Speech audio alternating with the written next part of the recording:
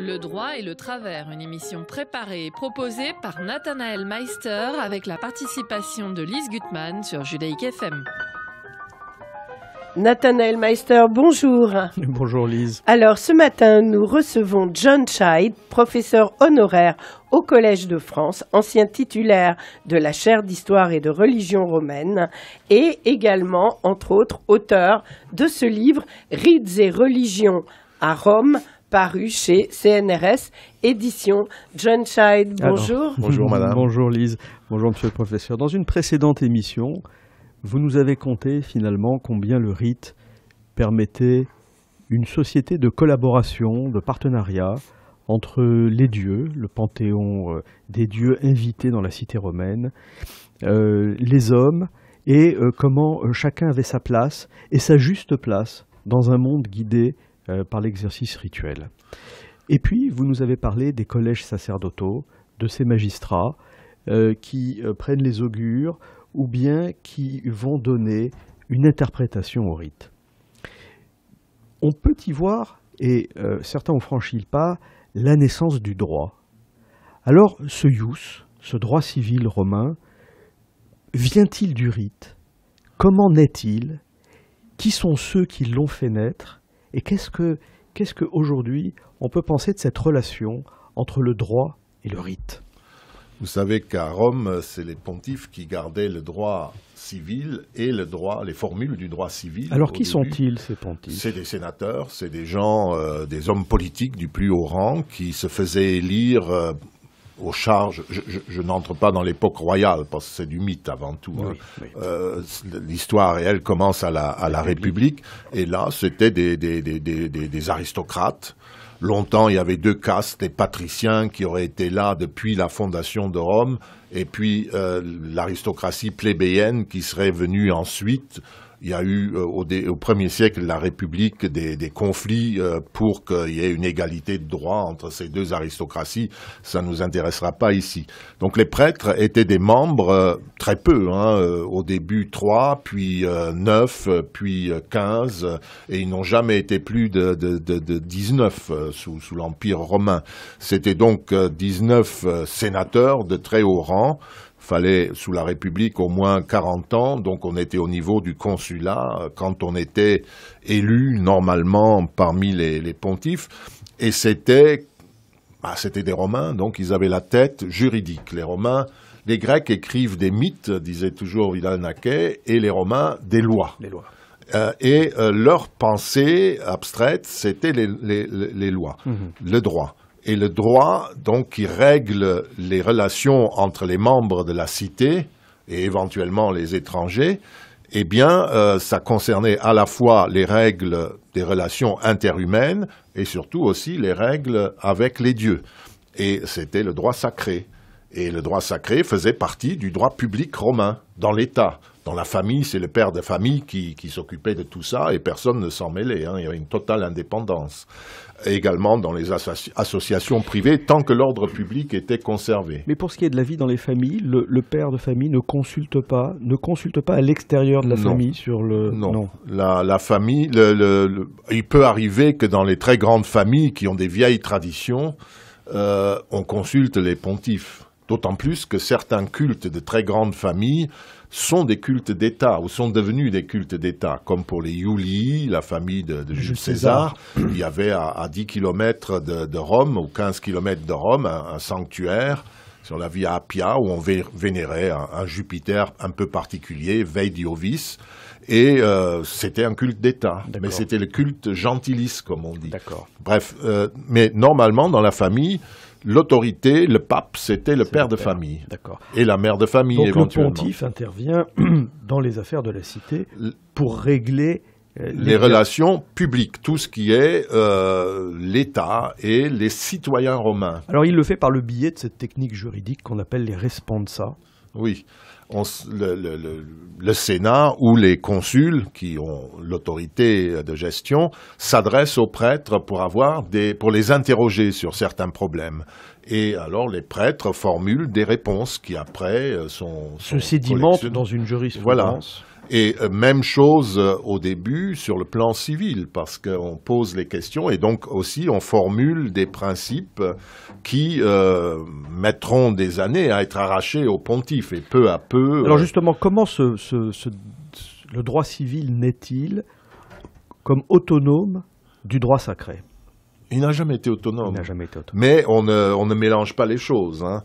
Mais pour tout ce qui concerne les procès entre individus, les formules, les principes suivant lesquels on peut être accusé ou revendiquer quelque chose, c'est une liste qu'avaient les pontifes. Et elle était longtemps secrète. Et une des premières petites révolutions romaines, au début de la République, en 490, a été de créer les lois des 12 tables. On a affiché ces textes pour la première fois sur le forum, où tout le monde pouvait les découvrir. Et ils s'étaient enseignés à l'école, tous les élèves se les répétaient. Et à partir de là, on faisait aussi de la jurisprudence. Et là, il y avait beaucoup de responsables, parce que la justice romaine ne changeait jamais. Leur principe, c'est ce qu'ont décidé les ancêtres, on n'y touche pas. Mais on fait quasi, comme si. C'est-à-dire on fait de la jurisprudence suivant chaque situation, et cette jurisprudence s'enregistrait aussi, et elle évoluait, et ça a fini par donner, quand on a sous l'Empire, l'empereur romain était une des grandes sources de droit romain, tout avait changé à l'époque, et il donnait des réponses en permanence. On lui posait des questions, on lui envoyait des questions avec ses conseillers juristes. Il donnait une réponse et envoyait ça à la famille. Et ces innombrables textes de réponses ont fini par être rassemblés à partir de Théodose et de Justinien pour constituer le droit public romain, mais surtout le code civil romain. Et même chose... Tandis que la jurisprudence sacrée a été perdue. La jurisprudence sacrée, c'était le même principe. Elle a été perdue Détruite. Détruite. Parce qu'à partir de Constantin, ça a fonctionné encore un certain temps, mais les fils de Constantin ont déjà interdit en 340-45 la célébration du culte public. À Rome, en tout cas, les temples ont été fermés. Mais les gens continuaient et il a fallu jusqu'à la fin du siècle avec Théodose pour que ça s'arrête.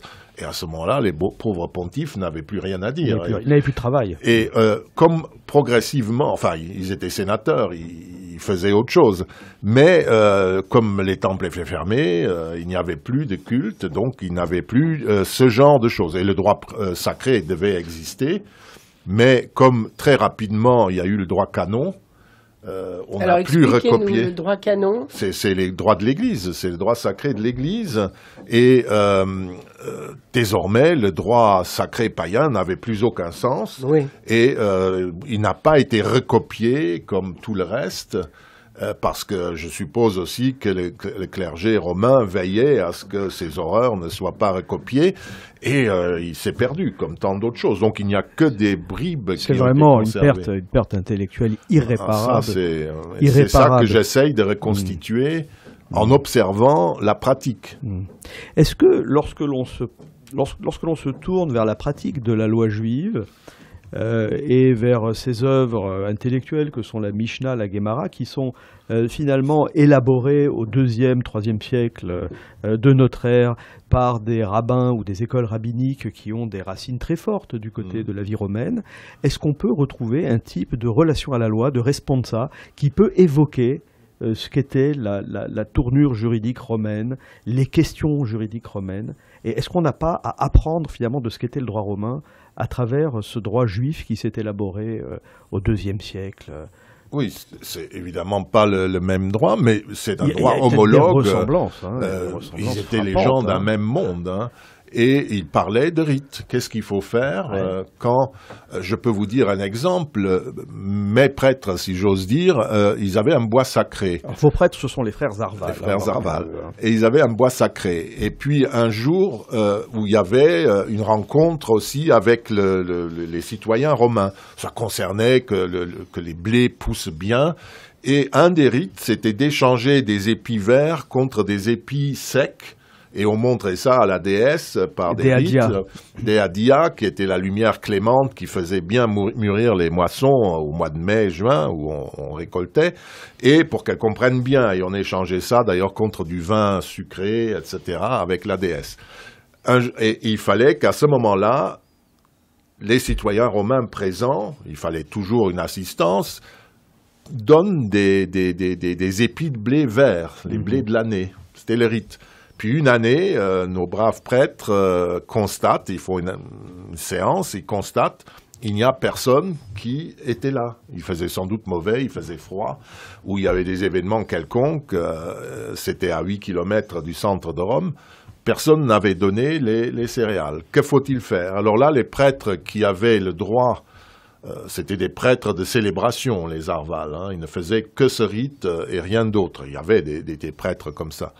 Et c'était 12 sénateurs du plus haut niveau, hein, dont certains étaient pontifes d'ailleurs, ou augures. Que faire? Donc ils n'avaient pas le droit de créer un responsum valable pour tous.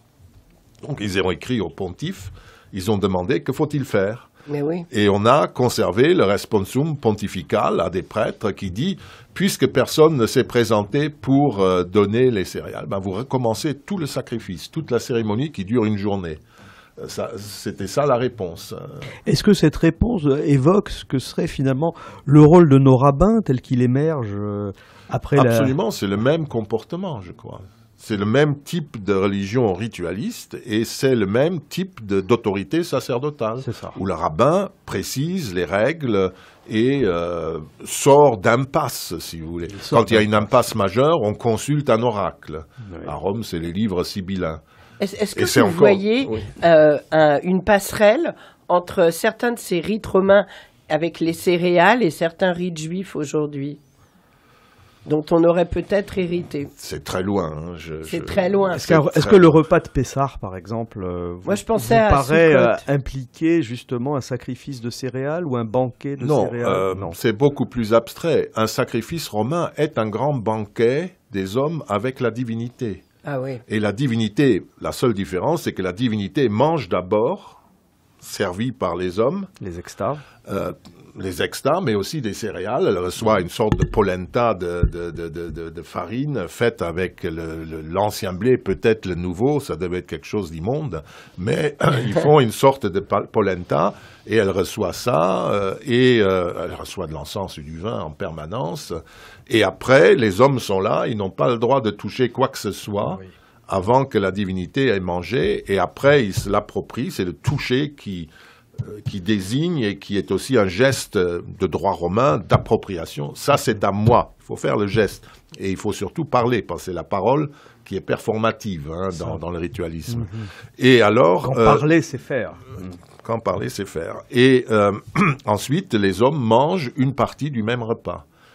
Mais quand on décrypte le repas de la déesse, notamment celle dont on parle, on voit qu'elle reçoit un repas de viande d'abord, comme les humains, premier service.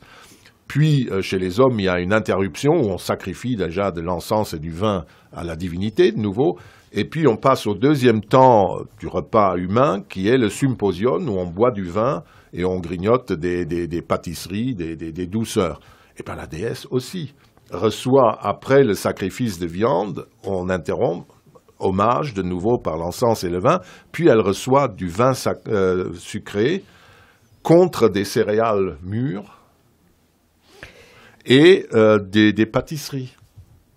C'est merveilleux. Et surtout, c'est ça qui ouvre la clé, elle, mais comme toutes les autres divinités, on a d'autres textes, reçoivent des couronnes et des parfums. Or, les hommes, au symposion, reçoivent du vin doux, des pâtisseries, ils mettent des couronnes et se frottent de parfums. Ah oui.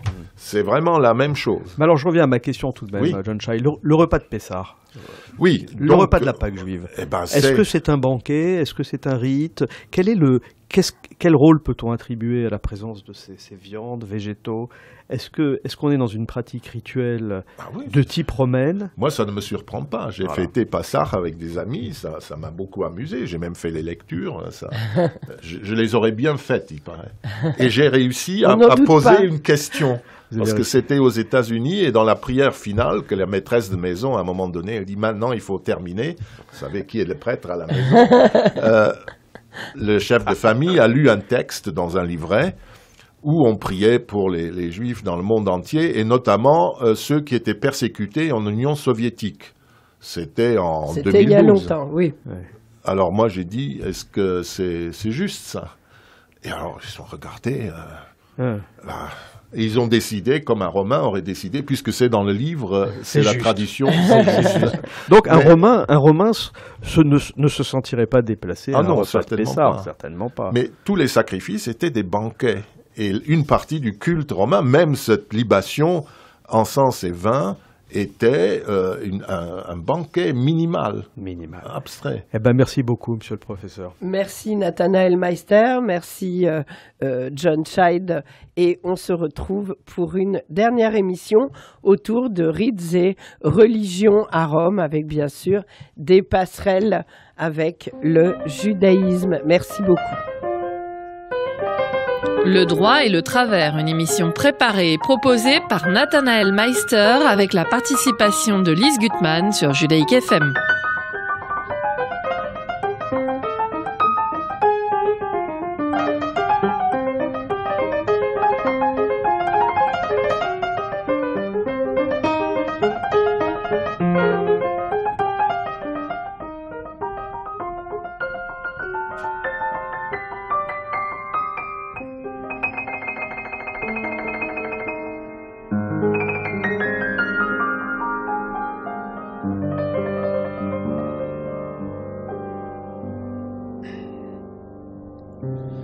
מיום אביב בהיר וצח אותך אני זוכר